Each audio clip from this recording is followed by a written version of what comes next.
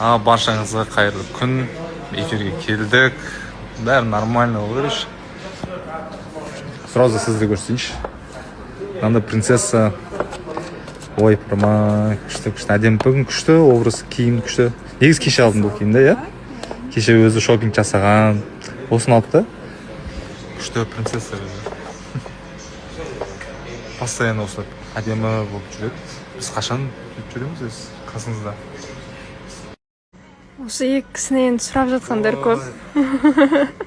Не деген реакция болды мынау? Сәл жақындаңыз. Қалай болып жатсыздар жалпы? Өте әдемі болып тұрсыздар. Екеуіңіз де. Таныстықтарыңыз қалай болып жатыр? Демалыс күнін қалай өткіздіңіздер? Демалыс күні өте керемет, жақсы. Бізде күнделікті кездесу негізі. Күндегі жолы жүр. Арасында бір перерыв жасап қою керек сияқты. Жұмысқа кірісу керек. Екі күн демалдым дегендей ғой. Күнде көргеніміз атыр. Иә, күнде көрсіп.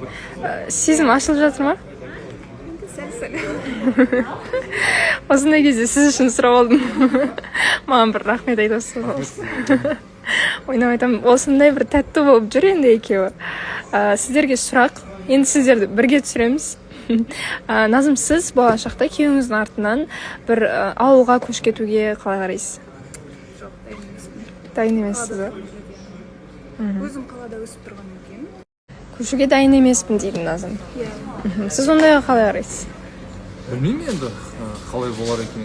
Болашақта мен өзім қалада тұрамын ғой негізі. Енді әркім өзінің несі ой болады дегенде бар. Мен де мысалға бұрын кішкентай кезімде ауылда тұрдым. Қалада тұрып үйреніп қалдым дегенде. Енді сізге сұрақ.